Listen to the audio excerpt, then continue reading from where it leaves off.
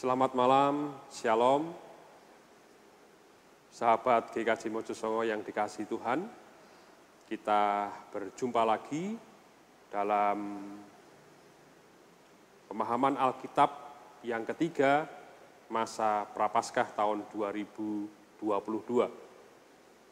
Saya berharap kita semua dalam kondisi yang baik, sehat, sehingga kita bersama-sama boleh mengikuti pemahaman Alkitab ini dengan baik. Saudara-saudara yang kasih Tuhan, sebelum kita lebih jauh membahas tema kita pada pemahaman Alkitab yang ketiga, yaitu menjejak harapan, mari kita menyiapkan hati kita dengan bersama-sama berserah kepada Tuhan di dalam doa saya hantarkan.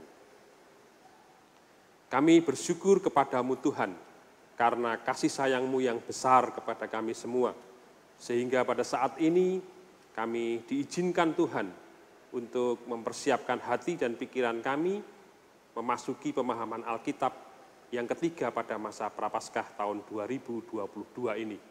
Kami berdoa supaya Engkau menguasai hati kami, menyiapkan hati kami sedemikian rupa sehingga kami memiliki hati yang siap untuk memahami apa yang Engkau inginkan dalam kehidupan kami. Berkati agar pemahaman Alkitab ini boleh menolong iman kami semakin tumbuh dan kuat di dalam Kristus. Kami serahkan jam acara ini ke dalam tangan kuasa-Mu. Hanya di dalam nama Tuhan kami, Yesus Kristus, kami naikkan doa dan syukur kami. Amin. Saudara-saudara yang dikasihi Tuhan, bacaan Alkitab kita ambilkan dari kitab Injil Lukas pasal 24 ayat yang ke-13 sampai yang ke-35. Demikian firman Tuhan. Pada hari itu juga 2 orang dari murid-murid Yesus pergi ke sebuah kampung bernama Emmaus yang terletak kira-kira 7 mil jauhnya dari Yerusalem. Dan mereka bercakap-cakap tentang segala sesuatu yang telah terjadi. Ketika mereka sedang bercakap-cakap dan bertukar pikiran, datanglah Yesus sendiri mendekati mereka, lalu berjalan bersama-sama dengan mereka. Tetapi ada sesuatu yang menghalangi mata mereka, sehingga mereka tidak dapat mengenal Dia. Yesus berkata kepada mereka, "Apakah yang kamu percakapkan sementara kamu berjalan?" Maka berhentilah mereka dengan muka muram. Seorang dari mereka, namanya Kleopas, menjawabnya, "Adakah engkau satu-satunya orang asing di Yerusalem yang tidak tahu apa yang terjadi di situ pada hari-hari belakangan ini?" Katanya kepada mereka, "Apakah itu?" Jawab mereka, "Apa yang terjadi dengan Yesus orang Nazaret? Dia adalah seorang nabi yang berkuasa dalam pekerjaan dan perkataan di hadapan Allah dan di depan seluruh bangsa kami. Tetapi imam-imam kepala dan pemimpin-pemimpin kami telah menyerahkan Dia untuk dihukum mati dan mereka telah menyalibkannya. Padahal kami dahulu mengharapkan bahwa Dialah yang datang untuk membebaskan bangsa Israel. Tetapi sementara itu telah lewat 3 hari sejak semuanya itu terjadi. Tetapi beberapa perempuan dari kalangan kami telah mengejutkan kami. Pagi-pagi buta mereka telah pergi ke kubur dan tidak menemukan mayatnya. Lalu mereka datang dengan berita bahwa telah kelihatan kepada mereka malaikat-malaikat yang mengatakan bahwa Ia hidup. Dan beberapa teman kami telah pergi ke kubur itu dan mendapati bahwa memang benar yang dikatakan perempuan-perempuan itu, tetapi dia tidak mereka lihat. Lalu Ia berkata kepada mereka, "Hai kamu orang bodoh, betapa lambannya hatimu sehingga kamu tidak percaya segala sesuatu yang telah dikatakan para nabi. Bukankah Mesias harus menderita semuanya itu untuk masuk ke dalam kemuliaannya?" Lalu Ia menjelaskan kepada mereka apa yang tertulis tentang Dia dalam seluruh kitab suci, mulai dari kitab-kitab Musa dan segala kitab nabi-nabi. Mereka mendekati kampung yang mereka tuju, lalu ia berbuat seolah-olah hendak meneruskan perjalanannya. Tetapi mereka sangat mendesaknya, katanya, "Tinggallah bersama-sama dengan kami, sebab hari telah menjelang malam dan matahari hampir terbenam." Lalu masuklah ia untuk tinggal bersama-sama dengan mereka. Waktu ia duduk makan dengan mereka, ia mengambil roti, mengucap berkat, lalu memecah-mecahkannya dan memberikannya kepada mereka. Ketika itu terbukalah mata mereka dan mereka pun mengenal dia. Tetapi ia lenyap dari tengah-tengah mereka. Kata mereka seorang kepada yang lain, "Bukankah hati kita berkobar-kobar ketika ia berbicara dengan kita di tengah jalan dan ketika ia menerangkan kitab suci kepada kita?" Lalu bangunlah mereka dan terus kembali ke Yerusalem. Di situ mereka mendapati ke-11 murid itu. Mereka sedang berkumpul bersama-sama dengan teman-teman mereka.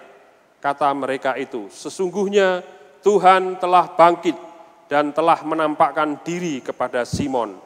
Lalu kedua orang itu pun menceritakan apa yang terjadi di tengah jalan dan bagaimana mereka mengenal dia pada waktu ia memecah-mecahkan roti.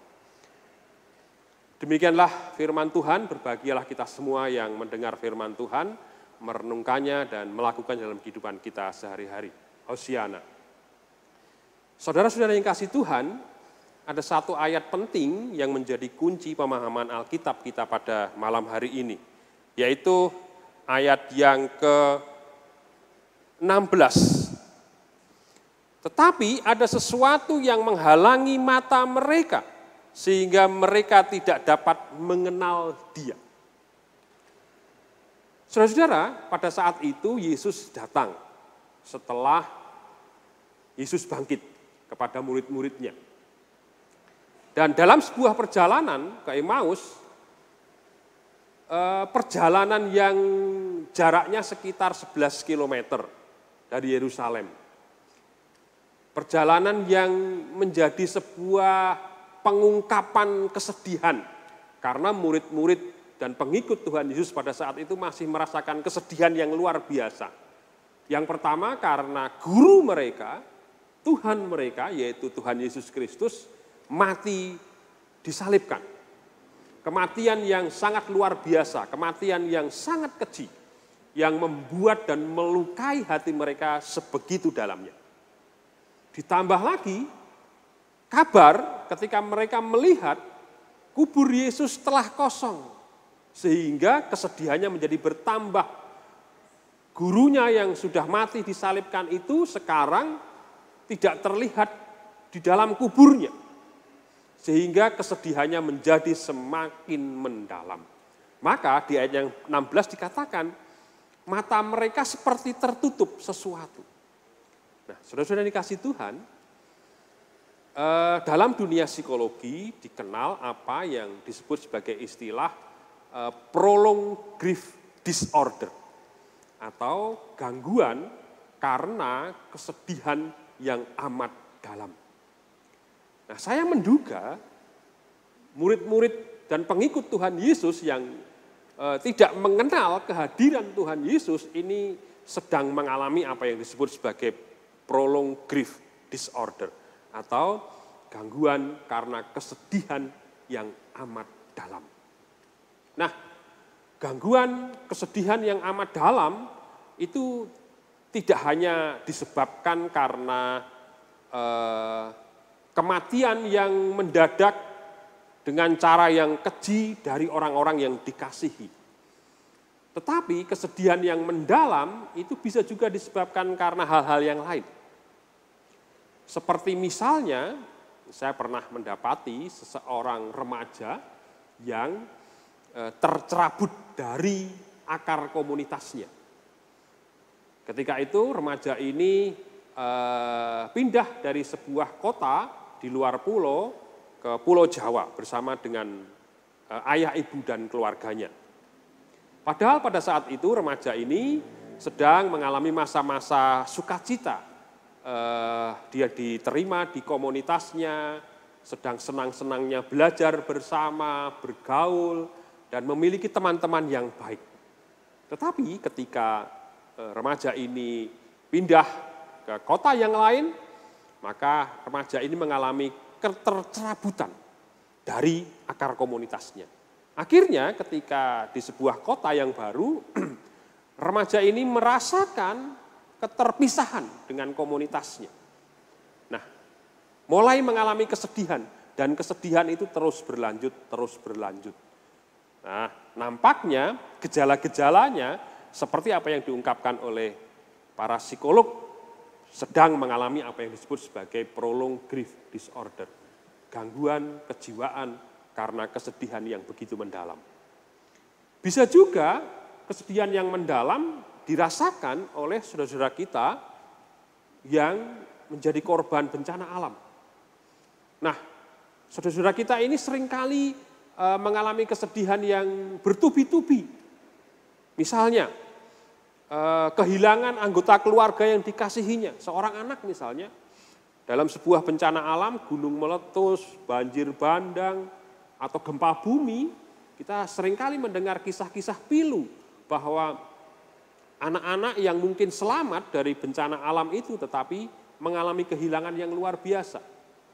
Selain ayah ibunya mungkin meninggal karena bencana alam, menjadi korban bencana, rumahnya juga hancur, sekolahnya juga hancur, sehingga masa depannya seolah-olah tertutup. Maka anak-anak yang semacam ini mengalami kesedihan yang mendalam. Demikian juga hal-hal kehidupan kita yang lain. Seperti misalnya bisa terjadi pada anak-anak muda yang ditinggal kekasihnya misalnya. Nah, anak-anak muda yang sedang mengalami jatuh cinta, berpacaran, sedang senang-senangnya, tapi kemudian karena suatu hal mereka berpisah dengan cara-cara yang tidak baik misalnya.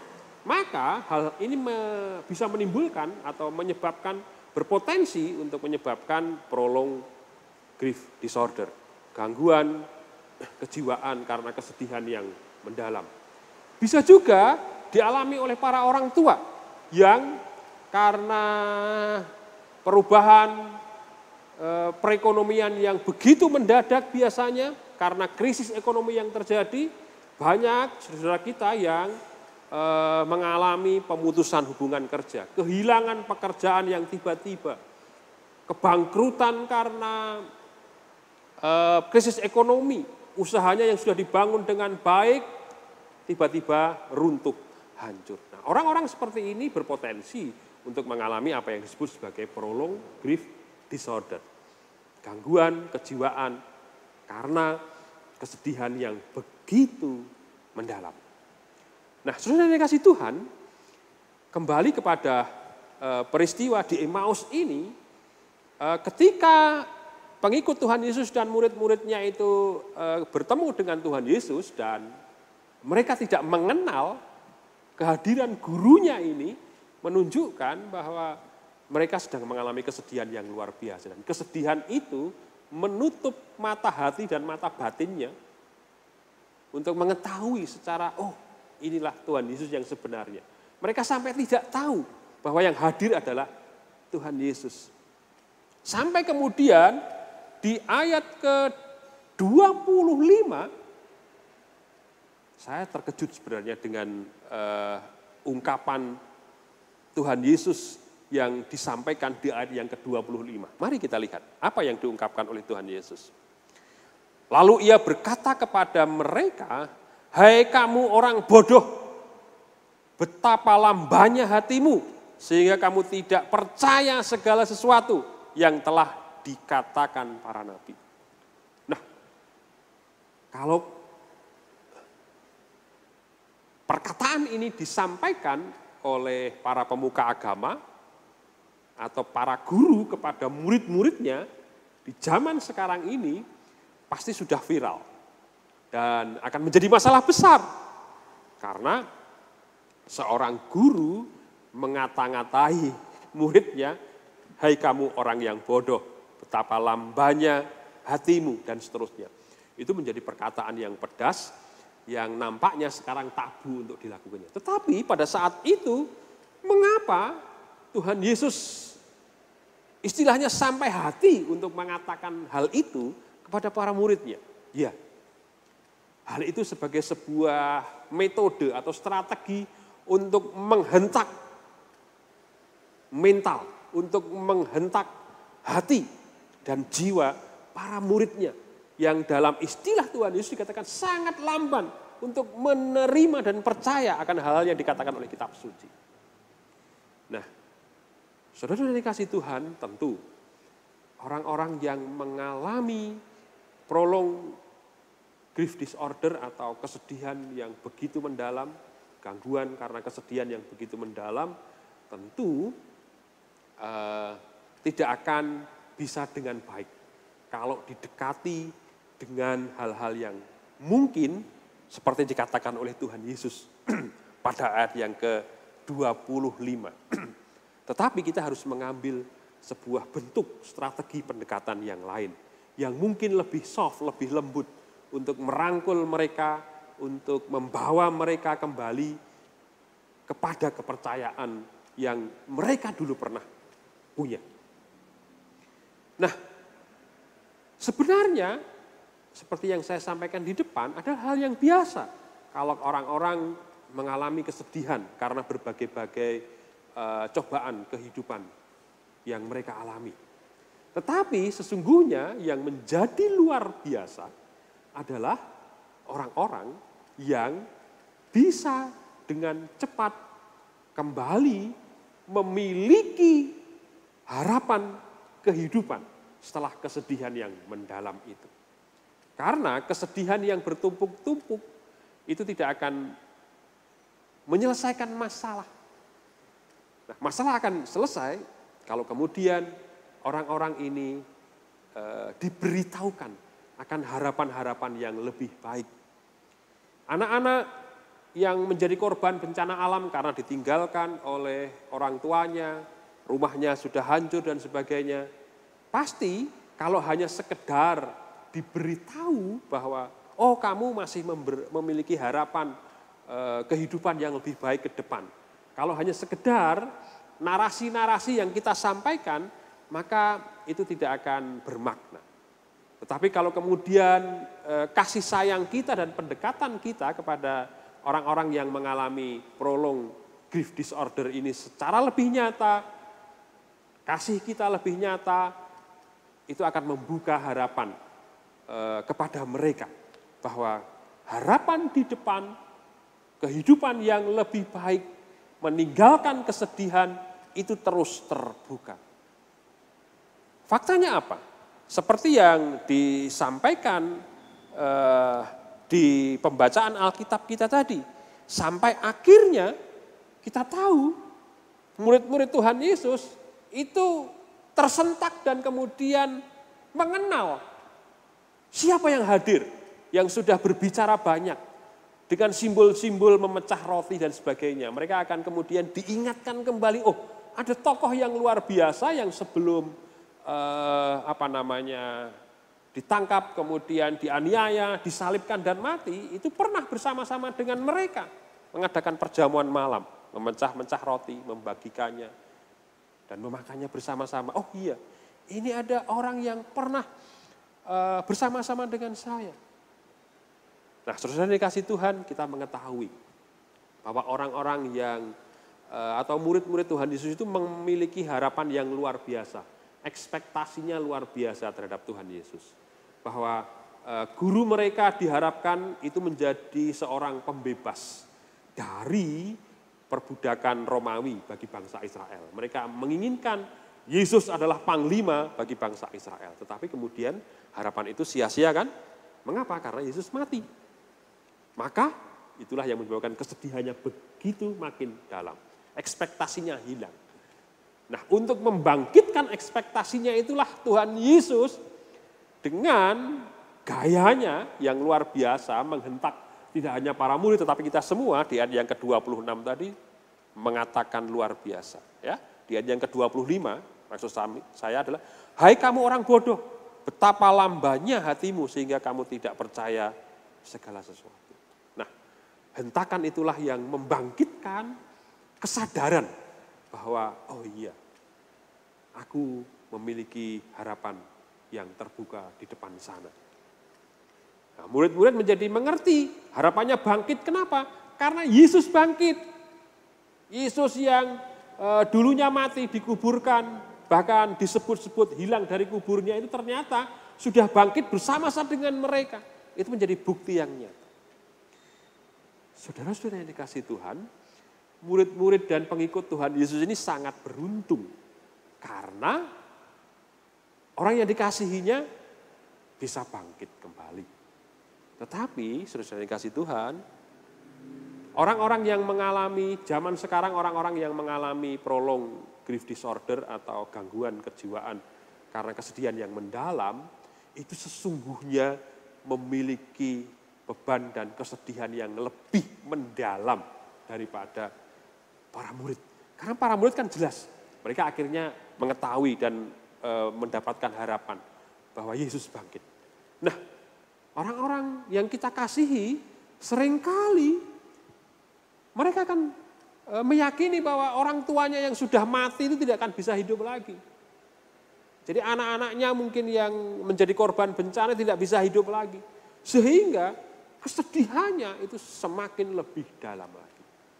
Maka mari kita sebagai orang-orang yang sudah dimerdekakan karena penebusan Tuhan Yesus Kristus bersiap menjadi orang-orang yang dikirim kepada saudara-saudara kita yang mengalami kesedihan-kesedihan yang mendalam itu. Mari kita bersama-sama dengan mereka membuka sedikit demi sedikit tabir kesedihan mereka, menggantikannya dengan kasih sayang yang nyata kepada mereka, membuka kesempatan untuk melihat harapan yang lebih besar. Bahwa walaupun mungkin orang-orang yang dikasihinya tidak akan bangkit seperti Tuhan Yesus, tapi Tuhan Yesus sudah menjadi bukti bahwa orang-orang yang dikasihinya ketika sudah diizinkan Tuhan berpulang dan dipanggil terlebih dahulu, pada saatnya akan dibangkitkan juga bersama-sama dengan Tuhan Yesus. Maka dengan demikian, orang-orang yang mengalami kesedihan yang mendalam ini akan membuka dan terbuka imannya, terbuka hatinya untuk melihat bahwa Tuhan mengasihi mereka. Tuhan menginginkan mereka menjalani kehidupan dan berbalik dari kesedihan yang mereka ratapi terus-menerus itu menjadi sukacita, menjadi kehidupan yang penuh dengan pengharapan. Apapun boleh terjadi, kesedihan boleh datang, tetapi hidup dengan berpengharapan dan terus menjejak harapan karena kita sudah diselamatkan oleh karena pengorbanan Tuhan Yesus Kristus dan diyakinkan karena Tuhan Yesus sudah bangkit dan menjadi penyelamat kita, maka apapun yang Tuhan izinkan terjadi dalam kehidupan kita, mari kita hadapi dengan penuh harapan bahwa Tuhan terus mengasihi kita, terus menolong kita, mempersiapkan saudara-saudara kita yang lain menjadi penolong bagi kita kalau suatu saat Tuhan izinkan kita mengalami hal-hal yang terjadi yang mungkin kita tidak suka, yang menyebabkan kita akan mengalami kesedihan yang mendalam. Yakinlah, Tuhan akan terus menolong kita melalui orang-orang di sekitar kita, orang-orang yang mengasihi kita, dan itulah yang akan menjadi sumber harapan kehidupan kita. Amin. Mari kita berdoa. Kami bersyukur untuk kasih sayang Tuhan yang terwujud dalam kehidupan kami. Kami sudah boleh belajar firman-Mu tentang bagaimana kami terus memiliki pengharapan di dalam Tuhan Yesus Kristus yang sudah nyata bangkit dari kematian. Demikian juga kami memiliki harapan untuk bersama-sama Tuhan bangkit dari kehidupan yang fana ini dalam sebuah kehidupan kekal yang sudah Tuhan janjikan kepada kami semua. Terima kasih Tuhan. Kami berdoa supaya apa yang kami pelajari ini bermakna bagi kehidupan kami semakin memiliki pengharapan yang indah di dalam Tuhan, dan pengharapan itu menguatkan iman kami, untuk kami juga semakin berkomitmen untuk semakin hidup bermakna bagi Tuhan dan bagi sesama kami. Kami naikkan syukur kami ini hanya di dalam satu nama, Tuhan kami, Yesus Kristus. Amin. Demikianlah saudara-saudara dikasih Tuhan, pemahaman Alkitab yang ketiga pada masa Prapaskah tahun 2022. Tuhan memberkati.